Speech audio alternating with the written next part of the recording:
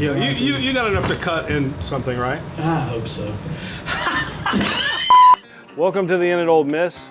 I'm Grantley Rushing, here in the kitchen at the Inn at Ole Miss. We are presently awaiting a renovation to complete in the McCormick's Cafe, which will then be McCormick's Bar and Grill.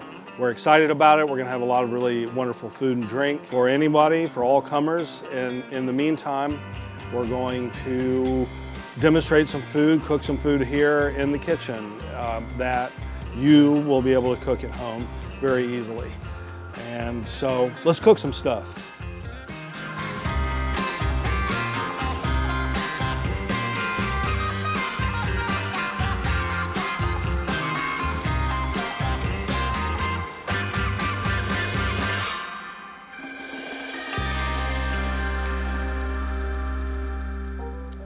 In thinking about what we might cook here, I thought, really there's no better place to start than French cooking. One of the reasons for that is an American, Julia Child.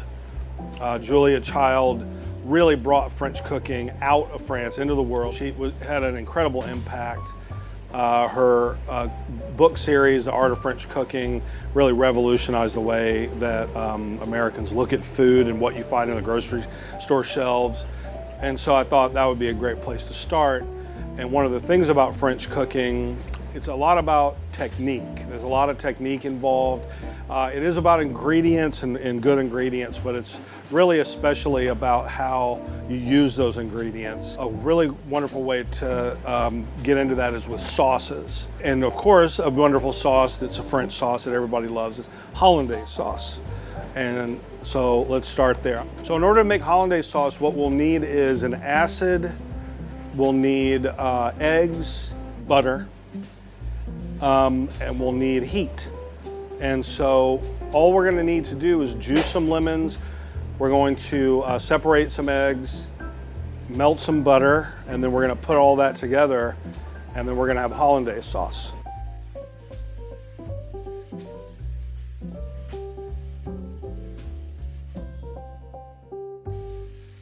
So you're gonna separate some eggs. And what I like to use to separate eggs more than anything else are these. These are called egg separators. Make sure that your hands are very, very clean. In order to use your hands to separate eggs, you need to be able to crack an egg with one hand. And not everybody can do that. But if not, you can do something like this.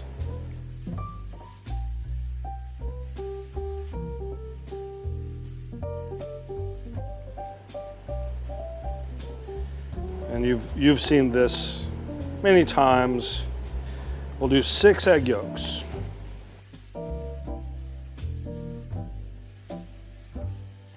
Okay, hands are clean. So what we need now is our acid or lemon juice. When you're making hollandaise, you'll see a lot of variation. Some people just use water. Some people use lemon. Most people use lemon juice. The acid binds along with the egg yolk. It binds together to create a solution of the fat. So the fat and the butter won't emulsify with the water and the lemon juice, but with the egg yolk, it creates an emulsion. I really love these clamshell juicers. And one thing that happens with these that you see a lot is that people, because you see that, doesn't it look like that's supposed to go that way, but actually it goes this way. That way you're getting the juice to come out of those little holes instead of just squirting up all around your knuckles.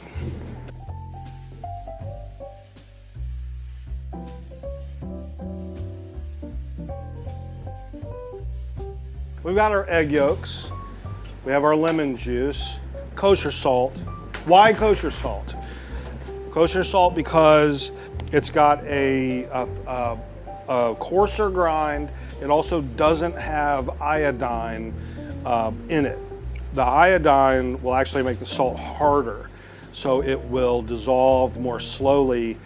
A lot of times that's how you end up over salting things. You put iodized salt in it, you taste it, you're like, that's perfect, but then the rest of the salt dissolves and now it's over salted. And then we have black pepper, and I've got some hot sauce over here. We're gonna whisk up our egg yolks.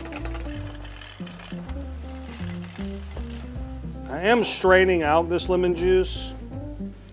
I don't have to. There aren't a lot of seeds in there. I have just put about 1/8 of a cup of lemon juice in here. And these are raw egg yolks. The acid in the lemon juice does have a tendency to cook things. But I wouldn't go ahead and just eat this. And I will add a little bit of salt and a little bit of pinch. I'm gonna put a pinch of salt. The lemon juice, I believe, is very key. It gives a wonderful brightness to the flavor. This is the cold element. This is the one element of hollandaise sauce. The other is the butter. There is, I don't want to say controversy, there is discussion about the butter. Should it be clarified butter? Clarified butter meaning that all of the butter solids and the whey are removed from the butter, and then all you're left with is the clarified oil or ghee in Indian cooking. Or do you use the whole butter? I think the answer is somewhere in the middle. You can do it either way. If you use just the clarified butter, you're going to end up with a far more delicate sauce. It's going to be more likely to break. We'll talk about breaking in a minute as we're working towards completing this sauce. What we're going to do now is we're going to melt this butter.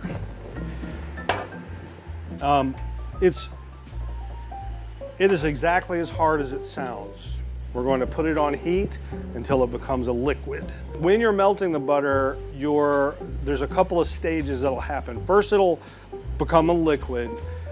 Then, with enough heat, it'll begin to foam.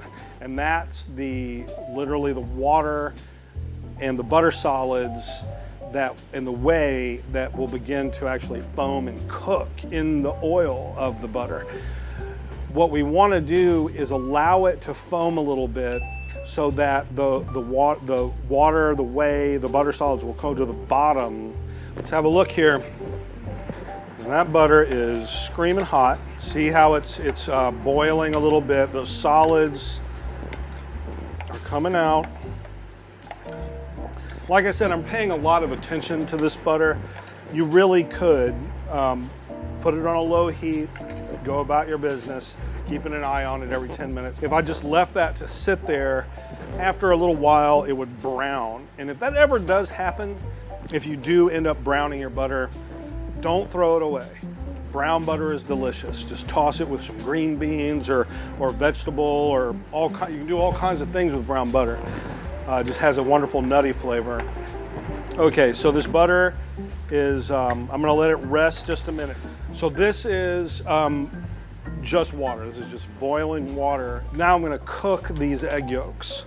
So all this is egg yolks, salt, lemon juice, and a little bit of black pepper. You'll see that the bottom of the pot is not touching the water. It could, but the steam action is gonna be enough to cook this.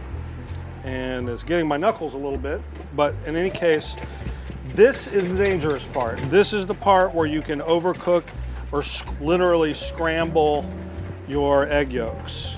So you've gone through all this trouble to get your yolks and your lemon juice, and then all you have to do is go a little too far right here.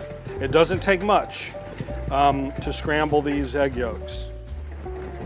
It's already there. So I mean, you're talking about the best part of an egg, the beautiful golden yolk, the lemon juice, and then you're adding butter to it. Good Lord, what's not good about that, you know? Now what we're gonna do is we're going to come over here to my towel, and I've got my butter. And what I want to do is temper this a little bit. I've got warm or hot butter, and so if I just dump this butter in here, it's going to separate. And a couple of things might happen. If the butter's still very, very hot, it'll go ahead and just finish cooking. It'll scramble my yolks. But what I need to do is temper it over so that the yolks don't scramble, but instead emulsify. This is where our emulsion takes place. This is where we're making our sauce. The more butter that I add, the more delicate the sauce is going to become. And by delicate, I mean the more likely it is to break. And you start whisking and it looks a little clumpy, and you have that moment where your heart beats like, oh no, I've broken my sauce, and then it all comes back together. That's what we like. Now look in here. This, at the bottom, you see that milky, can you see that milky kind of, that's the whey, that's the butter solids. And sitting on top of it is the clarified butter. And I am gonna go ahead and put all of this butter solids and whey in there. That's gonna give it a wonderful buttery flavor. And it's gonna loosen it up just a little bit. And I might even add a little cold water. So we are just cooking on the fly here. So, I mean, I love the thickness of this sauce. This would sit on top of a piece of fish in a beautiful way. But if you want this, your hollandaise to kind of drape or to lay or to flow over the food, then you're gonna wanna thin it out just a little bit. And that's what's good about how we're doing this. We're kind of shooting from the hip, and we're able, there it is. Look at that. So I'm gonna taste it.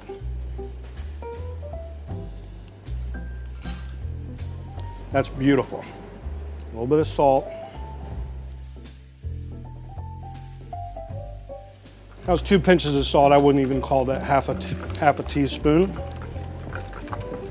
Now what I'd like to put in here is cayenne hot sauce.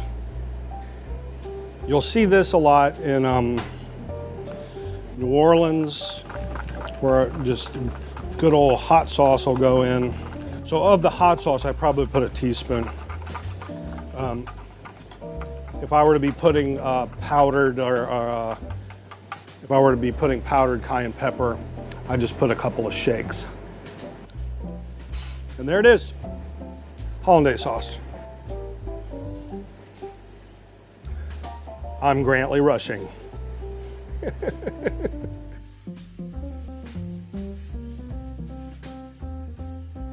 So thanks a lot for watching our presentation. We had a lot of fun making it. And thanks to the Alumni Association for making it possible.